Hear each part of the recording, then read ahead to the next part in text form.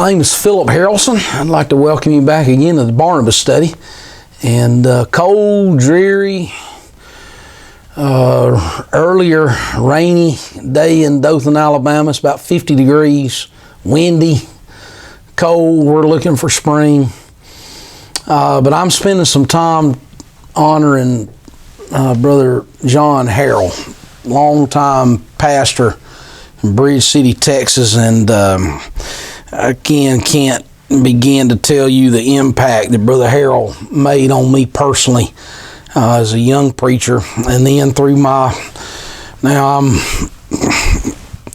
way past middle age, and Brother Harrell spent a lot of time on the phone with me, and I would drive through Bridge City, and if I was traveling, I'd always give him a call. There's a number of times I met him at the Papados there in Beaumont, and we sat in there I'd meet him, say 1 o'clock, maybe 2 o'clock when I was rolling through there, and we'd sit in there till the supper crowd started coming in around 5.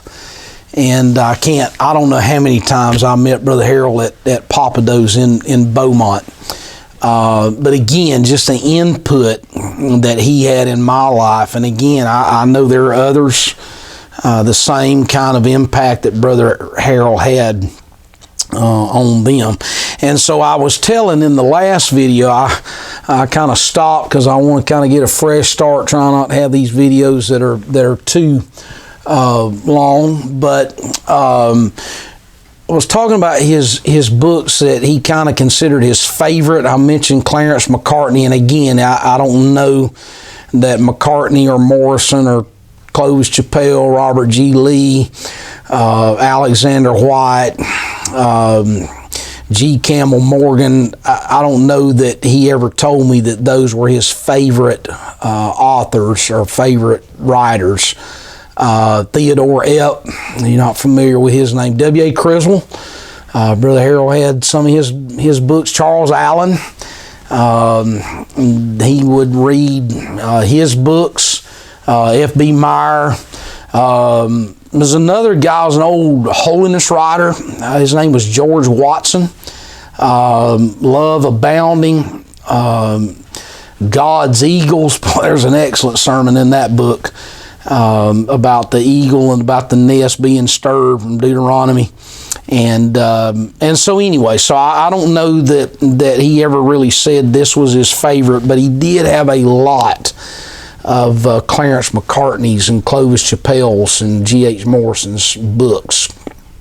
But I mentioned how that he told me that whenever he was just a young man, he went to, I think it was Brother C.D. Thornton. I know the last name is Thornton. Again, I'm not from Texas. My dad was not a preacher, and so I grew up, my mom and dad were just great saints, solidly supported the church. So I knew who Mark Hamby, J.T. Pugh, Kenneth Phillips, I knew who those guys were, but beyond that, Brother Patterson, here in Dothan, probably my formative years. In fact, he baptized me. I got the Holy Ghost when he was preaching. And so I don't know a whole lot, about all the names and all that sort of thing. I probably should have worked better at that. But Brother Harrell, I think, grew up in Brother Thornton's church over in Lake Charles. He told me one time that there was an evangelist that would come through. And he said the guy had an old beat-up briefcase. And again, forgive me, the name slips my memory. But Brother Harrell said in that old beat-up briefcase, he had a little doormat that he had rolled up. And he said that's what he would pray on. He'd kneel down, he'd unfold that mat, and he'd pray there at that mat. And I guess that's why I've got a prayer pew right over here. And I went and got me a mat. And I thought, I'm going to do everything I can to... If Brother Harrell did it, I'm going to try to do it. It'll make me a better preacher. But anyway, he said that old evangelist would come in there, and he said that he would get that mat out, and he'd kneel down at the front and just get to praying. Well, Brother Harrell said that Brother Thornton would invite him over to the church, and he and that evangelist and Brother Thornton would pray. And he said that one day, he said that evangelist reached in his briefcase and pulled out an old, wore-out copy of David Brainerd's, The Diary of David Brainerd. If you're not familiar with that, it's written by Jonathan Edwards. Brainerd married one of his daughters. Of course, Brainerd died very young, 29 years old, tuberculosis, and did a lot of work with the Indians. But Brother Harrell said that he started reading that book, and I think he said he may have been 18 or 19 years old. And he said that book started kind of pushing him in a direction of just desire, spiritual hunger, and so forth. And he said that Brother Thornton started kind of helping him a little bit, and maybe got him into some places to preach.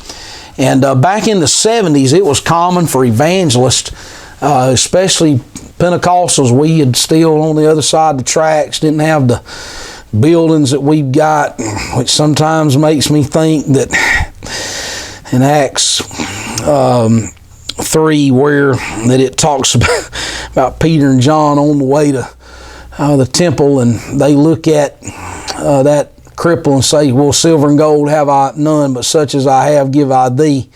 And I have had some people say, well, the Pentecostals can't say we don't have much silver and gold now. And the response was, well, we don't have the power they had either. I'll leave that alone and move on. But Brother Harrell said that whenever he was a young man, he said that reading that diary of David Brainerd, and if you haven't read it, I mean, he gets in to just ways and spiritual. You can almost feel it while you're reading it, about the prayer meetings that Brainerd describes. And so Brother Harrell said that that book kind of inspired him, motivated him. So Brother Thornton started kind of getting him places to preach. Well, in those days, back when we didn't have a whole lot, the evangelists would stay in the homes of the pastors. And so he said he was up in Louisiana somewhere, and again, I wish I could remember, but he said it was a backwoods place and kind of out in the middle of nowhere. And he said that on one night after he got finished preaching, he said he got back to the pastor's house, and he said the pastor come in there, and he asked him, he said, Brother Harrell, do you know such and so author? And Brother Harrell said, I'd never even heard of the guy. And he said, well, I want you to take this book here, and I want you to read this book and just tell me what you think about it. And so Brother Harrell said that he went back to the bedroom where he was staying, and it was this book right here. This is volume 9 of the Metropolitan Tabernacle Pulpit. Now, it's 63 volumes, and at the time they were being published by Pilgrim Publications there in Pasadena. You couldn't buy the whole set. You had to subscribe to them, and you had to get the part. They would send them to you. And so Brother Harrell said that at the time they were only charging like maybe $5 or $6 a book. And so he told me, he said that when he got in there, that in this book is the same now as my copy is. Let's see, I don't know when it was published, but I started getting them. The previous editions were 1970, 73, 75, 79, 86. So I'm guessing that Brother Harrell probably would have seen the 70 or 73 edition. What's good about them is that I've seen some older copies of Metropolitan Tabernacle Pulpit. They're all laid out the same, so it's almost the identical page numbers and all that. Well, Brother Harrell said that he got back to his room that night, and he said that he opened the book up, and he said the first thing he realized when he started looking at these sermons is the print on the page is very tight. It's very, I mean, it's just really just I mean, when you look at it, it's almost like a textbook. But Brother Harrell said that he found a sermon, and this is the sermon. It's Sermon 527, and he said it's called The Red Heifer. It's on page 481 in my copy. He said he got in there and he started reading that. And he told me, he said he stayed up to the wee hours of the morning reading Charles Spurgeon. And he said from that moment on, and he told me, he said, I took that sermon, The Red Heifer, and he said, I studied it out. And he said, and then I put out a, worked into it. And he said, I ended up preaching that sermon all over a lot of different places at the time, which was odd because he was an evangelist then. So that's another thing about Brother Harrell. He wouldn't preach outside of Bridge City. I know maybe only 3 or 4 places. I know he preached at Brother Gurley's one time. I know he preached at Brother Macy's one time. And I would take road trips. And I recommend preachers to do this. Okay, you find you somebody and you just call them and see if you can go and spend time with them. Now, like I've said, I worked in a hospital. I worked with guys, surgeons, neurosurgeons, heart surgeons, hotshot cardiologists. I think I've been around guys that were RNs that had a severe case of RNitis. If you don't know what that is, that's RNs that know it all. And, you work in an intense environment like that, and, you save a few folks, it kind of does way more for your pride than needs to be. And so I've been around a lot of hot shots in the medical field. And I also know that I've worked with guys that every morning when they got up, they'd take a big, tall glass of self-importance and drink it before they left the house. I'm sorry to say there's been some preachers that I have met that they get up in the mornings and they take and drink big, tall glasses of self-importance. Can I just say something to you? Stop it. Would you stop that? Would you find and do what Brother Harrell has done and help people? And so what I would do is I would call people.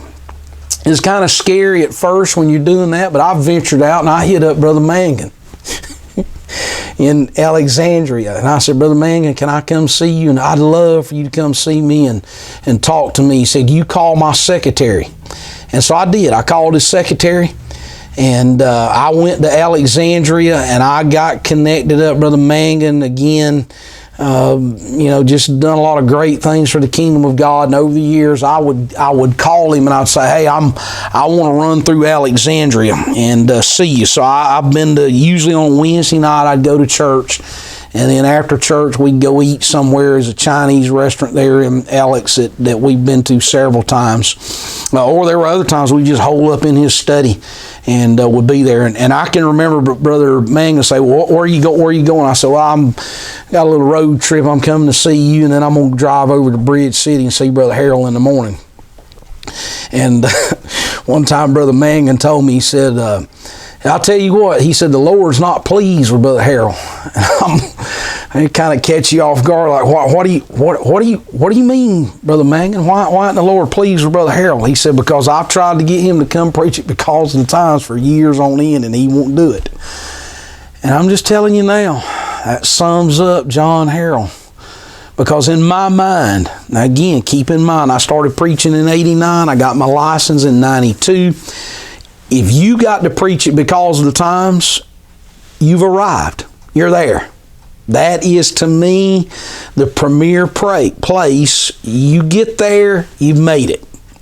And for Brother Harrell to decline and not preach because of the times, I also know that Brother Kilgore tried to get him to preach at Texas, and Brother Harrell, just his design was he was going to work in that pulpit there in Bridge City. But that was chasing rabbit trails. I need to stop. So let's get back to Spurgeon. So Brother Harrell told me about that sermon called The Red Heifer. And the principle of the story is this: if you know anything about the ashes of the red heifer and the red heifer sacrifice, it was designed that if people came in contact with something that was dead, it could be a dead animal, it could be a dead body. For instance, if you were a farmer and you were out plowing the field, and the next thing you know, you're plowing, and your plow comes in contact with a dead deer, dead oxen, whatever. Or if you come in contact with perhaps a corpse, a human body, then you were considered unclean. Well, the ashes of the red heifer was to cover situations where that you come in contact with something that was dead, but it was not intentional. It was accidental. And Brother Harrell told me, he said, when he read that sermon that Spurgeon had preached, and see if I can find the date that Spurgeon preached that sermon. He delivered it preaching on Sunday morning, August the 30th, 1863, at the Metropolitan Tabernacle in Newington. And here's what I've done with my Spurgeon set of notes. This sermon was the first of Spurgeon's sermons that Brother J. Harrell told me he read of. He told me that there have been numerous times that he has preached the concepts that are here.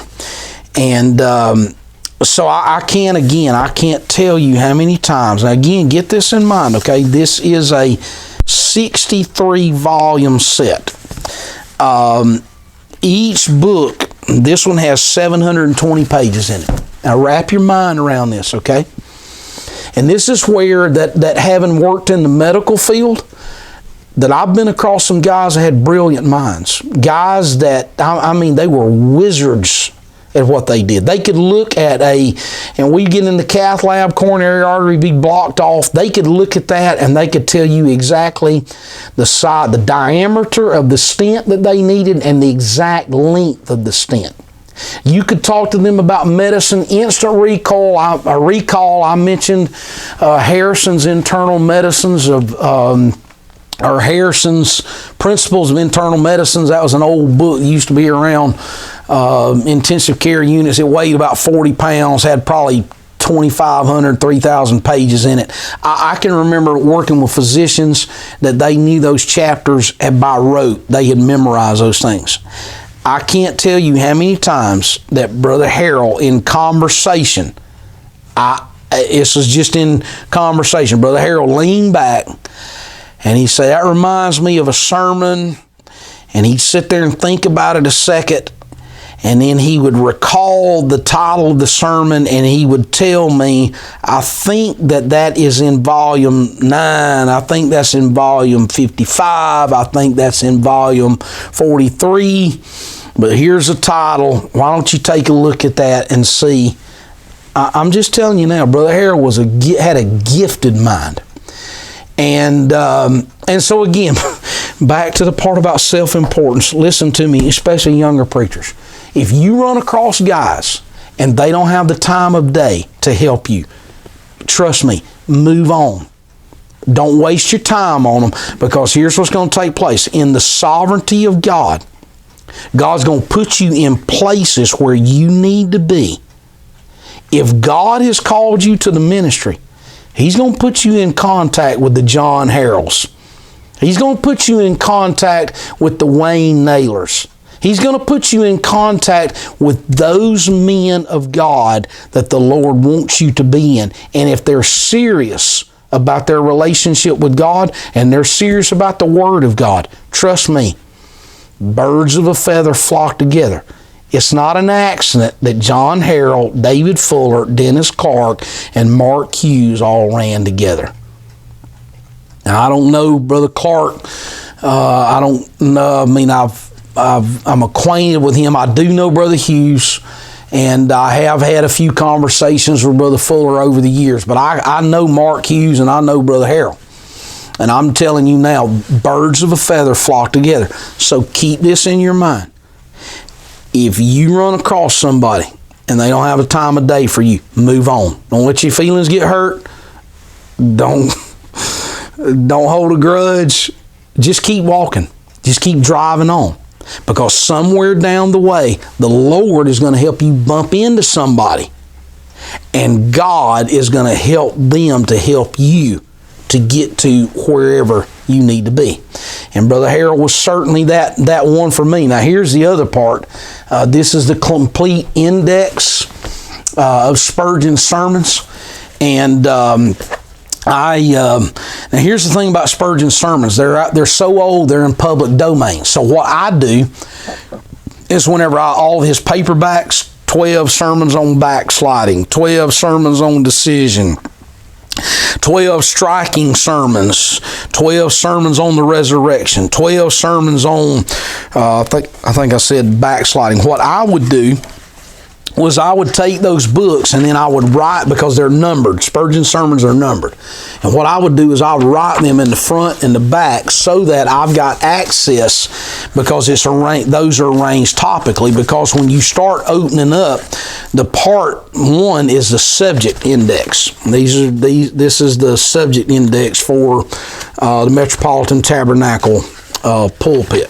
And then the last half of that book is the scripture index, so that if you're preaching a particular sermon for a particular text, and what you do is you go find that particular text, and then you track that down. Now, I mentioned to you in the first or second video, they're all running together. I've spent most of the afternoon here talking about Brother Harrell, which is good. But here's one of the things that I have now is electronic Bible programs. You got to be careful. Don't let those make you lazy. But what I did with the Metropolitan Tabernacle pulpit that I've got in Logos is I sat down. Now, this is time intensive. You're going to spend some time doing this, but keep in mind, however you spend your time, that's how you're spending your life. And so you can spend time wasting it. Here, it's Alabama Crimson Tide, Auburn War Eagle. You can waste time, okay? You can waste time ball gaming and 3 hours, 3.5 hour blocks of time and wasting it. Or you can determine, I'm going to spend my life on something important. Now, I'm talking to preachers right now. And what I did with Logos was because you can search it electronically, then what I did was I started hunting down all of the times where that Bunyan or that Spurgeon would use Bunyan as a sermon illustration. And all you have to do is just put it in the search and track it down for Pilgrim's Progress. So what I would do was I would highlight it in Logos, and then I would take my hard copies that I've got downstairs, and I would go in and I would find the page, because in Logos what you can do is there's a part in there where it's got the ability for you to check a little link there, and what it does is it blocks it into the page numbers that are literally in this book. So what I would do is highlight it in Logos, and then I would go down and I would take my hard copy of Metropolitan Tabernacle, and I would, in fact, here, and I know they say you shouldn't, some guys don't mark it. I mark in my books. And I know that whenever I pass on, they're probably not going to be any good. But however, I've got 2 sons that preach, and both of my sons will be able to take because they're annotated, and they're going to know. Those are things where that I can go back and look. All of this, and I'm talking to you about Spurgeon, Brother Harrell is the one that opened me up to this particular design to be able to say, hey, this is what you need to be doing as far as trying to work hard at preaching. And so now, and we're going to honor him next Monday, that place is going to be packed out with people that are coming because of the influence purely off of Brother Harrell's commitment to preaching. Acts 6:4, prayer and ministry of the word. And I thank God, oh how I thank the Lord that I managed to get in contact with Brother Harrell. It's been a little over 20 years ago now that I got into Brother Harrell's world because again, he just tremendous impact, and he's helped me certainly to be a better man. And so I've gone on for 22 minutes now. So again, if you're a preacher, you owe it to yourself to really commit yourself to your craft and reach in and let the influence. And if you never met Brother Harrell, I don't even know how you would go about getting CDs, cassettes. You're going to have to find somebody that was a member of that church now. But just again, Brother Murray Ray grew up in that church, and you listen to him preach, and it's almost like you're listening to a younger version of Brother Harrell. So I would again, Brother Ray, doing a great job, although I'm not as nearly as connected with him that I should be or need to be. But again, he's in it by his own right. You listen to him preach, and you can tell that Brother Harrell had a great impact on him. So until next time, I appreciate you stopping by. And I've got a lot of other things that I've written down that I intend to get to over the next several days and weeks, just to honor a great man of God, a great saint, and just very much in his own right, a great man of God. So, Lord bless you, and until next time, I'll see you later.